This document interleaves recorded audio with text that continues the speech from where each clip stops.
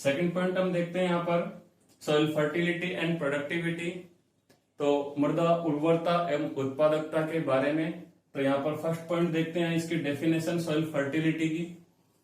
The capacity of soil यानी कि मृदा की जो क्षमता है to provide essential nutrients in proper quantity. तो सॉइल की जो यहाँ पर कैपेसिटी है वो क्या करेगी कि प्रोवाइड करेगी कि इसको एसेंशियल जो न्यूट्रिएंट्स है यानी कि पर्याप्त जो मात्रा में पौधों के लिए जो आवश्यक पोषक तत्व है वो मृदा की जो क्षमता है उस पर निर्भर करती है। And proper balance in ideal conditions. Proper balance यानी कि पर्याप्त संतुलन में, जो कि ideal condition for plant growth. Plant की ग्रोथ के लिए पर्याप्त मात्रा में क्या होना चाहिए, संतुलित हो। तो it is growth is called soil fertility. इसे हम क्या कहेंगे, सॉइल फर्टिलिटी कहते हैं, यानी कि मृदा उर्वरता। और देखो फिजिकल कंडीशन ऑफ सॉइल। तो जो भौतिक जो स्थिति है किसकी, मृदा की भौतिक स्थिति, ratio of water and air. तो जल और जो कि वायु है, जल और वायु का अनुपात ये भी एक निश्चित होना चाहिए, फिक्स होना चाहिए। एक्टिविटी ऑफ बैक्टीरिया यानी जीवाणुओं की क्रियाशीलता। एंड सुटेबल टेम्परेचर यानी कि उपयुक्त जो तापमान है उसका होना भी आवश्यक है। जो कि इसका जो तापमान है यहाँ पर सुटेबल टेम्परेचर, जो उपयुक्त तापमान है, इसके अलावा अलोंग विद एसेंशियल न्यूट्रिएंट्स, जो कि इसके अलावा आवश्यक जो पोषक तत्व है, are also required for fertile. तो वो आवश्यक है किसके लिए, फर्टाइल लैंड के लिए, यानी उर्वर मृदा के लिए आवश्यक होते हैं। Generally fertile soil should be productive.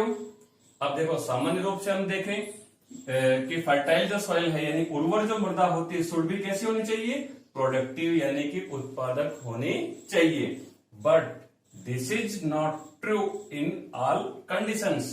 But क्या है कि सभी स्थितियों में सही, ये जो सभी जो स्थितियां हैं उसमें सही सत्य नहीं है। क्यों नहीं है, देखो इफ द अनफेवरेबल कंडीशन, अगर मान लो कि अनफेवरेबल कंडीशंस है किसकी, वेदर की यानी मौसम की, तो क्या होगा उसमें कि अनफेवरेबल कंडीशन है यानी कि प्रतिकूल जो परिस्थितियां है मौसम की, ऐसी स्थिति में क्या होगा, लाइक जैसे कि हेल, ओले, फ्रॉस्ट, पाला, स्टॉर्म यानी तूफान, डिजीज वगैरह रोग हो जाते हैं। तो इसके कारण क्या होता है, डेस्ट्रॉय क्रॉप्स यानी फसल हमारी क्या हो जाती है, डेस्ट्रॉय हो जाती है। देन तब क्या हो, the land will not be called productive. तो वो जो भूमि है वो क्या नहीं होगी, उसको प्रोडक्टिव यानी उत्पादक नहीं कहेंगे, even of it is fertile. तो लैंड क्या है, फर्टाइल होते हुए भी यहाँ प्रोडक्टिव नहीं है, क्योंकि फर्टाइल तो है लैंड हमारी, बट क्या नहीं है, प्रोडक्टिव नहीं है। प्रोडक्टिव क्यों नहीं है, अनफेवरेबल कंडीशंस के कारण। अनफेवरेबल कंडीशंस के कारण क्या हुआ कि हेल, फ्रॉस्ट, स्टॉर्म, डिजीज यानी कि यहाँ पर जो कि ओले, पाला है, तूफान, डिजीज लग गई क्रॉप्स में, तो क्रॉप्स क्या होगी हमारी यहाँ पर, डेस्ट्रॉय हो गई क्रॉप्स। तो क्या होगा, यानी कि लैंड फर्टाइल होते हुए भी प्रोडक्टिव नहीं हो सकती। तो सॉइल फर्टिलिटी की डेफिनेशन हमने यहाँ देखी। आप देखते हैं कि जो कि फैक्टर्स अफेक्टिंग सॉइल फर्टिलिटी, यानी सॉइल की फर्टिलिटी को प्रभावित करने वाले कारक कौन कौन से हैं। तो A natural factors and B artificial factors. First देखते हैं A natural factors. First is parent factors. Parent factors कौन से होते हैं, जो कि पैतृक पदार्थ होते हैं, जो कि सॉइल में ऑलरेडी अवेलेबल होते हैं। The fertility of soil depends on parent material. Soil की फर्टिलिटी डिपेंड होती है किस पर, जो कि पेरेंट मटेरियल, पहले से जो मौजूद है सॉइल में, उन पर डिपेंड है सॉइल की फर्टिलिटी। इफ पेरेंट मटेरियल, अगर मान लो यदि parent material contain more nutrients, अगर मान लो कि यहाँ पर जो कि पेरेंट मटेरियल का जो कंटेन है, जो मात्रा है वो जो कि पहले से मौजूद है, अधिक मात्रा में है, तो पौधों के लिए जो पोषक तत्व है तो वो पोषक तत्व किसके, पौधों के लिए। द सॉइल फॉर्म्ड, तो पौधों के लिए जो पोषक तत्व है यहाँ पर सॉइल का जो फॉर्म्ड है मृदा का निर्माण होने में, by them are generally fertile. तो वो सॉइल कैसी होगी, फर्टाइल होगी, उर्वर होगी। सैंडी सॉइल आर फॉर्म्ड, बलुई जो मृदा है, बलुई मृदा का जो निर्माण होता है किसके द्वारा होता है, disintegration.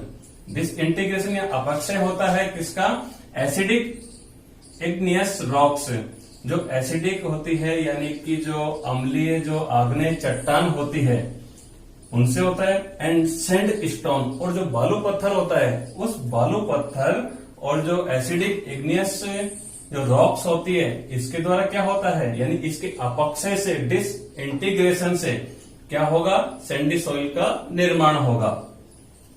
Next, they contain low amount of alkali, यानी क्षारीय जो तत्व होते हैं, क्षारीय तत्वों की मात्रा क्या है, कम पाई जाती है। The fertility of these soils, fertility of these soils, ऐसी मृदाओं में क्या होगा, रिलेटिवली लो, यानी कि जो उर्वरता है, फर्टिलिटी, वो क्या होगी, कम होगी। हैवी सॉइल्स, अब देखो यहाँ, heavy soils are formed by disintegration of basic and depressive rocks. तो हैवी सॉइल्स जो भारी मृदा है, भारी मृदा का जो निर्माण होता है वो किससे होता है, किसके अपक्ष, जो यहाँ पर जो बेसिक यानी क्षारीय जो है, क्षारीयता के कारण क्या होगा इसका, जो कि अपक्षय होगा, अपक्षय होने पर, एंड डिप्रेसिव रॉक्स, वो चट्टान क्या होगी, अवसादी जो चट्टान है, अवसादी चट्टान से जो कि टूटेगी।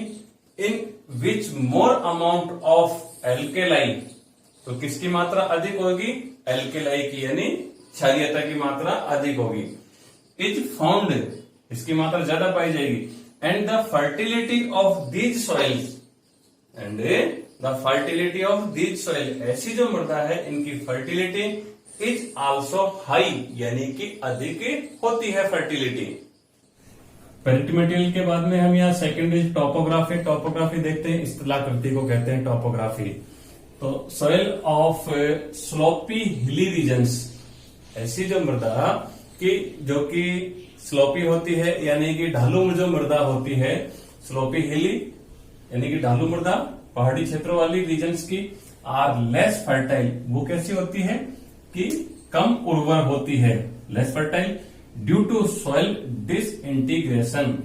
तो यहाँ क्या होता है, सॉइल का जो कि डिसइंटीग्रेशन यानी कि अपक्षालन होता है, और अपक्षालन होने के कारण क्या होती है, डीके, यानी कि ये टूटने लग जाती है, बिल्कुल क्या हो जाती है, टूटने लग, अपक्षालन होने के कारण ये टूटने लग जाती है। न्यूट्रिएंट्स एंड ऑर्गेनिक मैटर, जो पोषक तत्व है, एंड ऑर्गेनिक मैटर यानी कार्बनिक पदार्थ of soil of high places, यानी कि हाई प्लेसेज पर ये क्या होते हैं, कम होते हैं।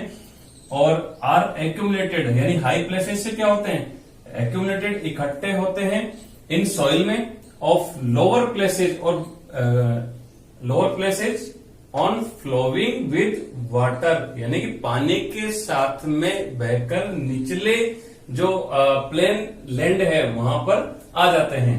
Nutrients and organic matter, so these soils are more fertile, तो जो प्लेन लैंड होती है वो क्या होती है, ये सभी मृदा कैसी होती है, मोर फर्टाइल, अधिक उर्वर होती है।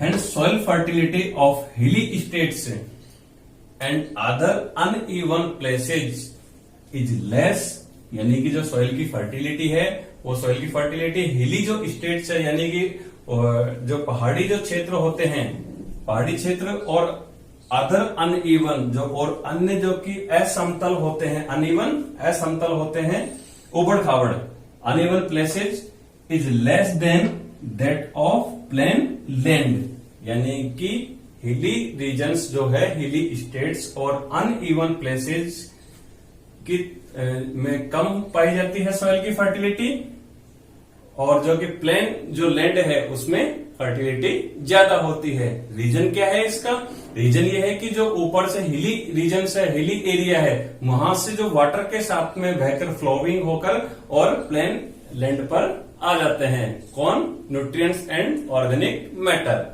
Next third point soil age के बारे में, यानी मृदा की आयु के बारे में हम देखते हैं। तो soil fertility decrease with age of soil. Soil की जो फर्टिलिटी है वो डिक्रीज यानी कम होती है किसके साथ? सॉइल की एज के साथ में। जैसे जैसे सॉइल की एज बढ़ती है वैसे वैसे सॉइल की फर्टिलिटी डिक्रीज होती है। Fertility of soil, fertility of old soil is lesser than newly form soil due to more decay. अब देखो जो अपनी जो यहाँ पर जो कि ओल्ड सॉइल है, यानी पुरानी जो मृदा है, पुरानी मृदा की जो फर्टिलिटी उर्वरता क्या होती है? कम होती है। किसकी तुलना में? नई जो मृदा होती है, न्यूली फॉर्म्ड सॉइल, नई नव निर्मित जो मृदा होती है उसकी तुलना में पुरानी जो मृदा होती है उसकी फर्टिलिटी कम होती है। To more decay, continuous cultivation of crops and leaching. अगर हम लगातार क्या करेंगे? कल्टीवेशन करेंगे, खेती करेंगे, तो क्या होगा यहाँ पर? और अगर सॉइल इरेजन है, सॉइल इरेजन के कारण भी, और लीचिंग यानी कि अपक्षालन के कारण, लीचिंग बताया था। यहाँ पर लीचिंग में क्या है कि जो सॉइल में जो न्यूट्रिएंट्स होते हैं वो न्यूट्रिएंट्स क्या होते हैं कि हैवी रेनफॉल होने के कारण वो निचले जो सरफेस है, सॉइल सरफेस, निचले सरफेसों में, बॉटम सरफेस में चले जाते हैं और ये क्या हो जाता है? लीचिंग हो जाता है यानी कि। तो इसके कारण फिर देखते हैं नेक्स्ट क्लाइमेट। क्लाइमेट में क्या? Most of the soluble nutrients go to lower surface. जो लोअर जो सरफेस होती है, लोअर सरफेस में क्या होता है कि जो मुख्य रूप से जो घुलनशील जो पोषक तत्व होते हैं तो वो क्या होते हैं? By leaching process. Leaching process में यानी कि ये जो जल के साथ में घुलकर और मृदा के संस्तरों में जाते हैं। In the regions of high, ऊपरी रीजन से आते हुए निचले रीजन्स में चले जाते हैं। Rainfall due to which the fertility of upper surface से लोअर सरफेस में आ जाते हैं। और प्रोसेस कौन सी होती है? लीचिंग की, यानी कि नीचे चले जाते हैं। लो रेनफॉल रीजन्स में भी एल्केलाइन। इससे क्या होता है कि जो लो रेनफॉल वाले जो रीजन्स होते हैं, जहां पर कम वर्षा होती है, तो वहां की जो सॉइल कैसी हो जाती है? एल्केलाइन, यानी कि क्षारीय हो जाती है। तो कम वर्षा होगी, सॉइल क्षारीय होगी। हाई रेनफॉल होगा, सॉइल एसिडिक होगी। ध्यान रखने की बात है, high temperature डिसइंटीग्रेट्स organic matter of soil rapidly, by which the soil fertility of these regions decreases। तो हाई टेम्परेचर होने के कारण क्या होगा? डिसइंटीग्रेट्स, यानी कि यहाँ पर क्या होगा? ऑर्गेनिक जो मैटर होते हैं, कार्बनिक जो पदार्थ होते हैं, कार्बनिक पदार्थ का विघटन होता है, यानी कि टूटते हैं। ब्रेकेज होता है, इनका टूटेंगे। टूटने पर क्या होगा? जो ऑर्गेनिक मैटर है तो सॉइल रैपिडली यानी तेजी के साथ सॉइल की फर्टिलिटी क्या हो जाती है? यहाँ पर ये जो ऑर्गेनिक मैटर इजीली डिसइंटीग्रेट्स हुए, इजीली, सरलता से। तो by which the soil fertility of these regions, इन क्षेत्रों की जो सॉइल फर्टिलिटी है, मृदा की उर्वरता है, वो क्या होगी? डिक्रीज होगी, यानी कि कम होगी।